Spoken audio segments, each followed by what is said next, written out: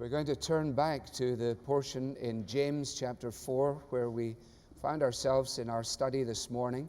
It's in the blue Bibles that you will find around you in the pews on page 856, if that's of help to you. Page 856 and James chapter 4 and verse 13. Now listen, you who say today or tomorrow we will go to this or that city, spend a year there, carry on business and make money. Why? You do not even know what will happen tomorrow. What is your life? You are a mist that appears for a little while and then vanishes. Instead, you ought to say, if it is the Lord's will, we will live and do this or that. As it is, you boast and brag. All such boasting is evil. Anyone then who knows the good he ought to do and doesn't do it sins. We pray together. Eternal God and ever blessed Father, we thank you for the privilege of being in the company of your risen Son, Jesus, here in the pleasurable surroundings of others who have chosen to enrich our lives by their presence this evening. And we bless and thank you for the fact that we have not gathered to revere your memory, but to celebrate your presence. We thank you for the way that you have spoken so clearly in many ways in the past by your prophets and by your servants, and how now in these last days you have spoken fully and finally and savingly in the person of your Son, the Lord Jesus Christ. We thank you that Jesus was gentle and lowly in heart, approachable, the kind of man who was strong and forceful and clear and concise in his teaching, and who bid all manner of people come to him. And when they did, they found that he was the one who was able to forgive their sins and to bear their burdens and to transform their lives. And we thank you that tonight his touch still has the same power. And even as we've listened to those who have spoken prior to their baptisms, our hearts are stirred within us as we realize how you save people out of sin and how you save from sin, and how you bring to completion the good work that you begin, that often has origins far and beyond our ability to conceive. And we believe that tonight, as we turn to the Bible, that you will speak to us. Indeed, were that not the case, then this would be an exercise in futility.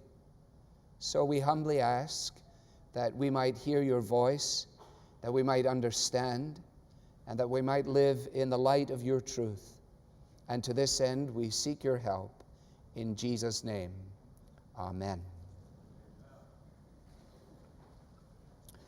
Well, we are picking up where we left off this morning, and it may be helpful for those who weren't present for me just to summarize where we went, or the point that we reached. First of all, we noted that James had a word to say concerning the futility of planning without reference to God. That's who he addresses in verse 13, the planners who are very clear about where they're going and what they're doing and so on. They are convinced of their own ability.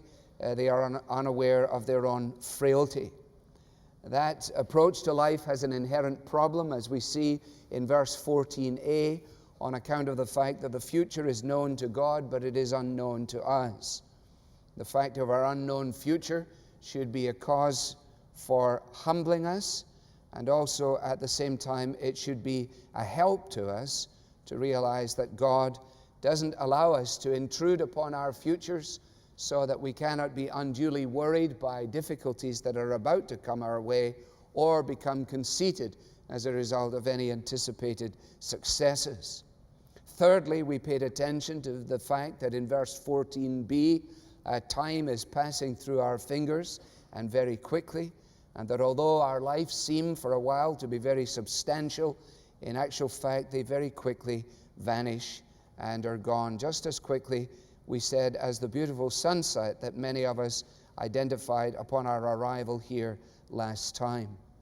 We ended this morning by recognizing that a confrontation with the brevity and frailty of our lives that doesn't find an answer in the provision that God, the Creator, has made for us in Jesus will often paralyze us and introduce us to such a sense of futility that we will be tempted to try and compensate for that sense of alienation by filling our lives with all kinds of things. The kinds of things that have been spoken about by some who've been baptized tonight, who in recognizing their inability to unscramble the riddle of their lives, immediately went about to try and find the missing pieces of the jigsaw. And then to be able to tell us of how, when they were not actually looking for God, they discovered that God was looking for them, because He is a God who seeks to save those who are lost. Well, that's where we left it, and it is from that point that we begin.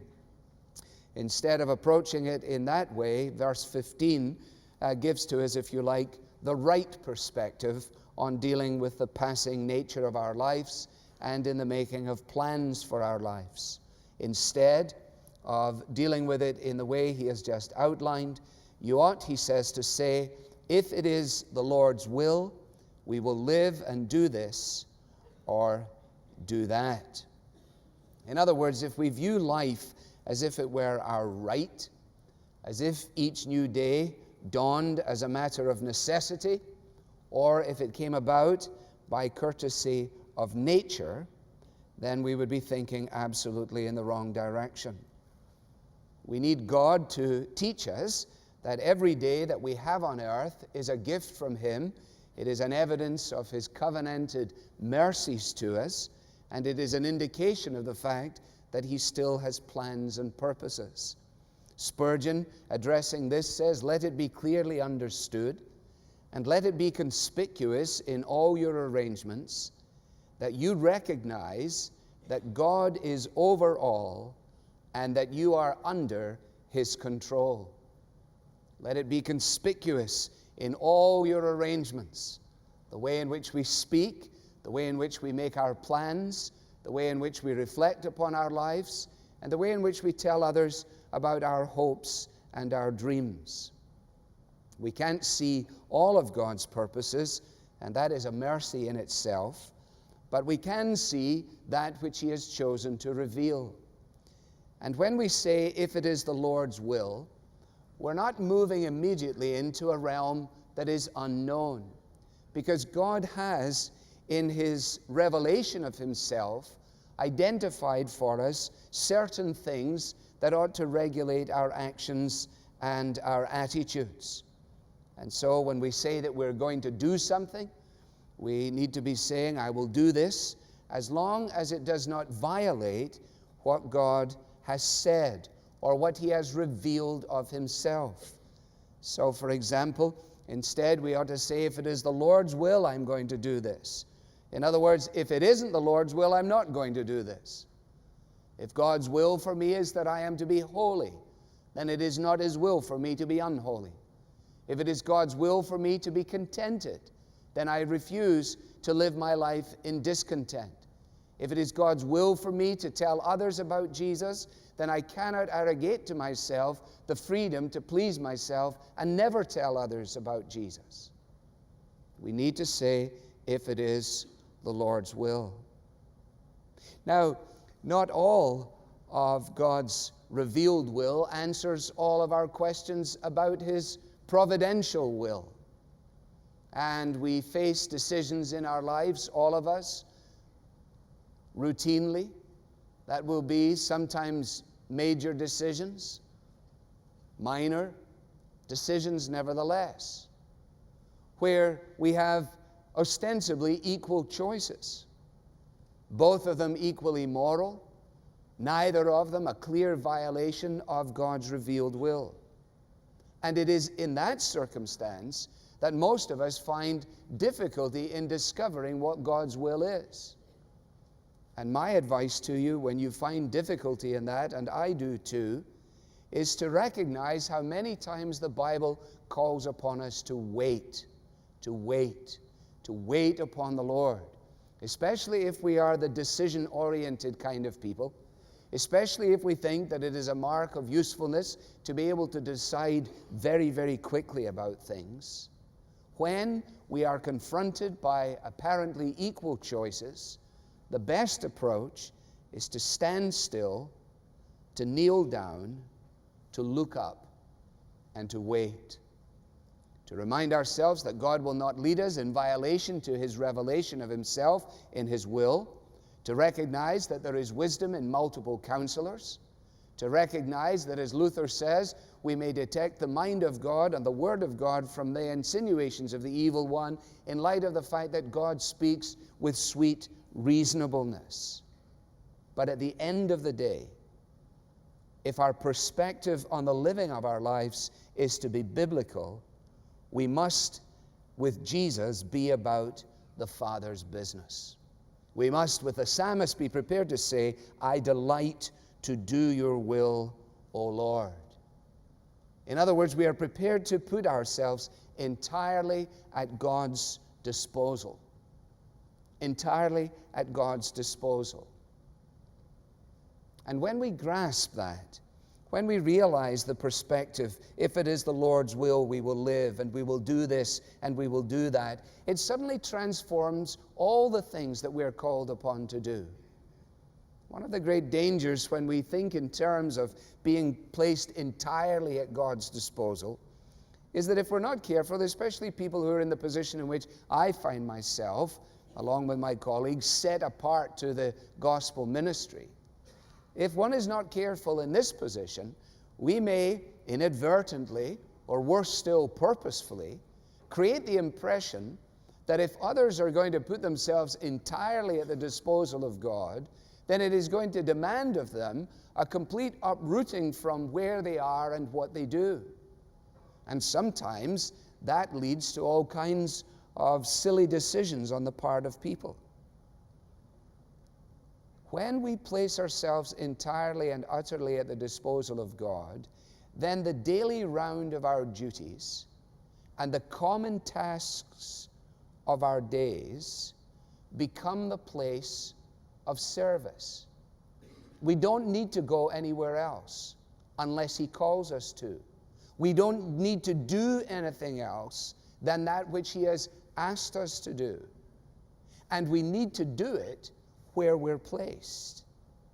We may serve God just as much by delivering mail, by doing conveyancing in legal work, by selling real estate, by bagging groceries, by loading cargo, as by preaching the gospel, if those areas are the areas in which God has set us. And you will do well to take from the hymn book the lines from the hymn for your embarking on every day of your life. These words, forth or on my way, forth in your name, O Lord, I go, my daily labor to pursue. You, only you, resolve to know in all I think or speak or do. And you may sing that going into the bank. You may sing that going into the grocery store. You may sing that going into the airport. You may sing that going into the laundry room. You may sing it dealing with your children. You may sing it dealing with your elderly relatives. It is an expression of recognizing that my perspective on my place in life and God's purpose for me is to delight in doing His will. If the Lord wills, ought to be written then across all of our plans, all of our dreams, and all of our lives. Deo volente. Fifthly, proud planning is evil. Proud planning is evil. That's verse 16. As it is, you boast and brag, all such boasting is evil. J.B. Phillips paraphrases verse 16, as it is, you get a certain pride in yourself in planning your future with such confidence. That sort of pride is all wrong. And what James is addressing here is just the kind of arrogance that allows us to make speeches about ourselves as if somehow or another we were omnicompetent, as if we were in control of our own destiny. And the real problem here in verse 16 is that such an individual not only leaves God out of the equation, but that individual then goes on to boast about the fact. This boasting and bragging is an interesting verb, but it is the same context that we find in 1 John chapter 2, where John talks about the lust of life and the lust of the eyes and the pride of life. It's the same root as is used here. As it is, this is your boasting and bragging. This glamour of all that you think is splendid. You like to boast about it all. Someday someone will determine how many times I quoted which particular song in the course of pastoral ministry, and they may even be keeping a book on it already. But when you look at this, as it is, you boast and brag, and all such boasting is evil. Do you know what the number one song is at secular funerals?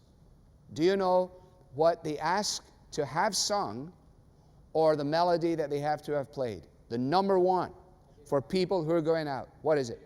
I did it my way. You're right. That is the number one requested song. As the coffin sits there, all such boasting is evil. Can you imagine? I've lived, I've laughed and cried, I've had my fill, my share of losing. And now as tears subside, I find it all so amusing to think I did all that. And may I say, not in a shy way, oh no, not me. I did it my way. And people go, oh, it's so lovely. Oh. It's not lovely, it's horrible. It's dreadful. Oh, such boasting and bragging is evil. It is empty. It is futile.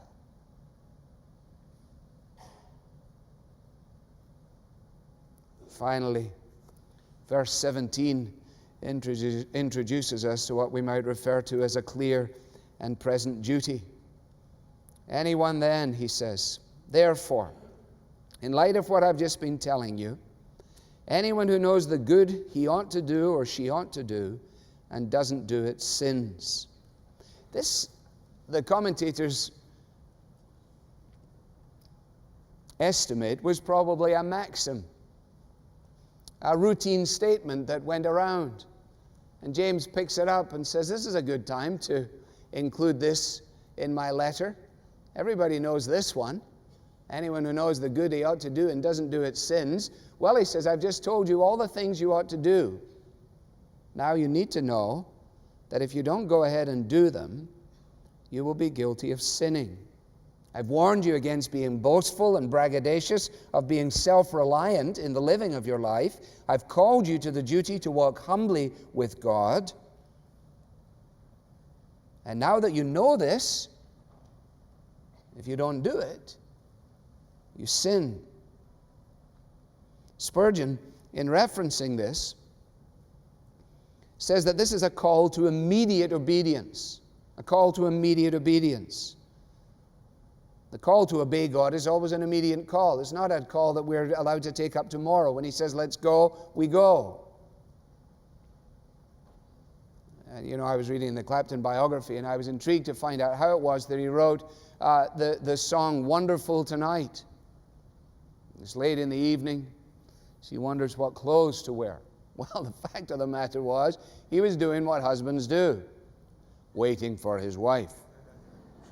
And she took so long up the stairs trying on so many different outfits that he had time to write and complete an entire song before she got down the stairs. He called up, are you coming? Yes. Are you coming? Yes, I'm coming. Are you coming? Yes, I'm coming. And finally, quit coming and come. And the call that is issued here is a call to obey Jesus, and it is always a call to obey him now. So, for example, we daren't delay or defer the call of the gospel, a call to repentance and to faith, a call which comes clearly from the Bible, arresting us in the journey of our lives, seeking to turn us around from our own selfish orientation to rely entirely on the work of Jesus and to go in a completely different way. When that voice calls to you, deal with it immediately. Now is the accepted time, and today is the day of salvation. We daren't delay in responding to the call of the gospel, nor dare we delay in obeying the commands of Jesus. We daren't delay in obeying the commands of Jesus. If we know that it is good to obey the commands of Jesus and we don't obey them, then it is sin. So, for example, we're here at a baptismal service. Let's just let the cat right out of the bag. If we understand the Bible correctly, an unbaptized Christian is like a soldier who refuses to wear a uniform, like a husband or wife that refuses to wear a wedding ring. Well, I'm happy to have a relationship, but I don't want anyone to know that I'm married. Or I'm thinking about doing it sometime in the future. I say, I don't want you to do it in the future. I want you to do it from day one. I want to put the ring on your finger on the first day, and I want it to stay there until the last day. In fact, you can leave it on when I go. Have you been baptized? Are you committed to doing what is good? Or have you determined that delay is actually an option? And if so, on what basis?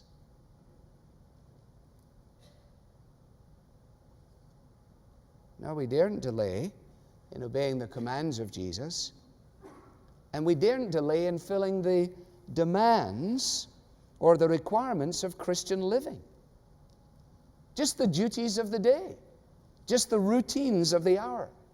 Let me quote Spurgeon to you again. I'm glad it was Spurgeon who used this as an illustration. I'm not sure I would be brave enough to do it on my own. This is him making application of the notion of doing that which is good and doing it immediately and properly. And he says this to his congregation: there is a mother at home, and her children are neglected while she evangelizes her neighbors. When the children are off her hands, then she says that she's going to be a mother in Israel and look after the souls of others. Such conduct is sin. Mind your children, darn the stockings, and attend to the home duties. And when you have done that, talk about doing something in other places. But if present duties are neglected, you cannot make up for the omission by some future piece of dramatic endeavor to do what you were never called to do. We dare not delay in the fulfillment of present requirements. Billy Graham's wife died this year, didn't she? A lovely lady by all standards of reckoning. Sue and I had the privilege of spending the day in their home with them on our honeymoon. And as we sat around the big table with the lazy boy or the lazy Susan or whatever it was that spins around, and as the meal ended at lunchtime and things proceeded, we realized that it is actually true that Ruth Graham had a sign at her kitchen sink which read, "Divine service conducted here 3 times daily." Divine service conducted here 3 times daily. And the fact that she conducted that divine service there made it distinctly possible for her husband to conduct his divine service. But without her commitment to hers, his commitment was sadly disfigured and diminished. Then Spurgeon goes on, "You do not obey your parents, young man, and yet you're going to be a minister, are you? A pretty minister you will make." As a trainee banker, you're dilatory and neglectful, and your boss would be glad to see the back of you. And yet you have an idea that you're going to be a missionary? A pretty missionary you would be. You see what he's saying? He's saying that if we understand this perspective, if we're going to step back from the boasting and the bragging and the self-aggrandizement that is attached to it, and if we understand the nature of God's good plan for us, then we must do what we are called to do in the daily round and in the common task. Do not fall foul of the idea that we can create a natural dichotomy between spiritual activity and natural function in life. It is in the everyday events of life that our Christian experience is expressed. And at issue in verse 17, you will notice, is not the bad things we're doing, but the good things that we fail to do. Let me finish in this way. If anyone then knows the good he or she ought to do and doesn't do it, sins. It sounds a lot like Jesus, doesn't it? If you think about this, and you can do this for extra credit when you get home. If you think about the parables of Jesus, and I haven't checked this entirely, but I have a sneaking suspicion that the parables of Jesus drive home the issue of what we fail to do rather than confront us and convict us about the things that we have done.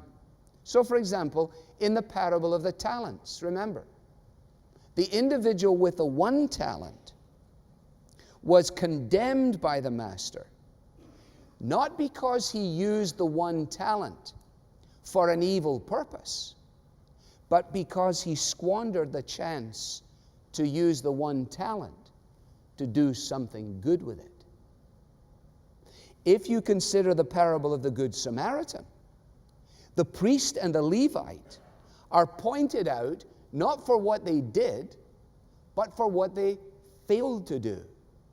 They were so tied up in their ecclesiastical underwear that they were unwilling to get down and deal with real need when it presented itself to them. They failed on account of their own preoccupations to recognize what a genuine expression of neighborliness would mean.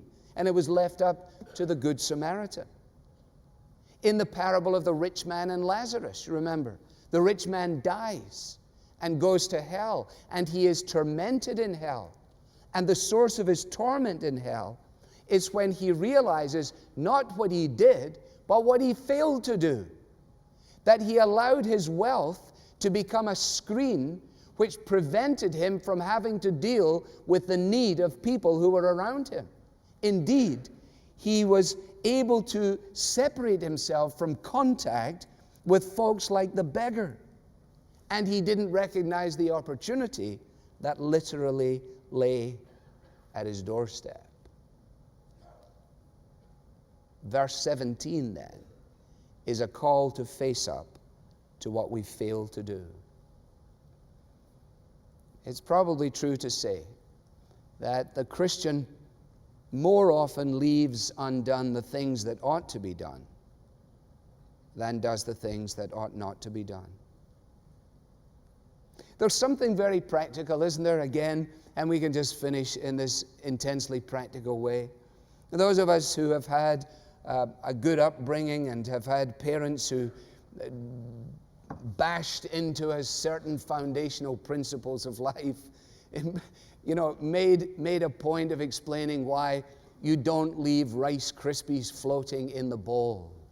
Why we would have to have, the potential Third World War over Rice Krispies floating in a bowl. Some of you are looking at me and saying, I can't believe that you had such a fierce and severe upbringing. But what my parents were trying to teach at that point was, don't start anything that you don't mean to finish.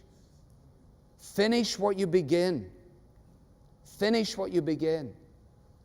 And we could, I think, extrapolate from cereal floating in the bottom of the average teenager's bowl through unfinished homework and unfinished and unmade beds and untidied bedrooms and unfinished relationships, and the present circumstances of individuals in their 30s who now live no longer in adolescence, nor have they reached maturity, but sociologists tell us they now live in the realm of Odyssey, in Odyssey, where there are no lasting relationships, only hookups, only transient and passing equations, with nothing completed. And in a very striking way, the Christian should always be the person who completes the task. Completes the task. Spurgeon again describes how George Whitefield said, and this is so quaint, I love this, and with this we finish. He tells of how Whitefield said that he would not go to bed unless he had put even his gloves in their right place. You just think about this for a moment. I refuse to go to bed unless I have put my gloves in the right place. Why? Because, said Whitefield, if I should die in the night, I do not want anyone coming into the house asking, where did he leave his gloves?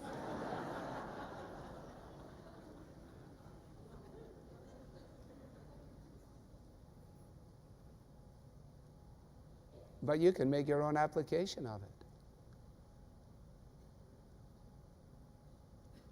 That is the way for a Christian man or a Christian woman always to live. To have things in order. Yes, even to a pair of gloves. I've told you of my own father. He used to make me smile with his shoe trees. And when he took his shoe trees out of his shoes, he put them in his slippers so that when he came home, he would be able to take them out of his slippers and immediately put them in his shoes. He even put shoe trees in his sneakers. And I used to infuriate him horribly. But you know, I put my shoe trees in my slippers now as well.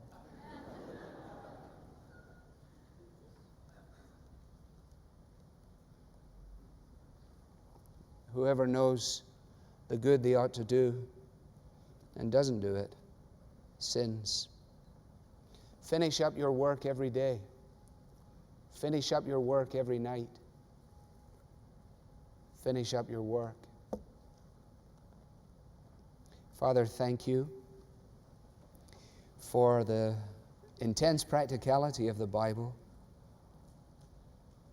Forgive us our unfinished business. Forgive us for thinking that we'll get serious about serving God tomorrow or about obeying Jesus tomorrow or next year or once we've finished school or graduated or got the children off or whatever it might be.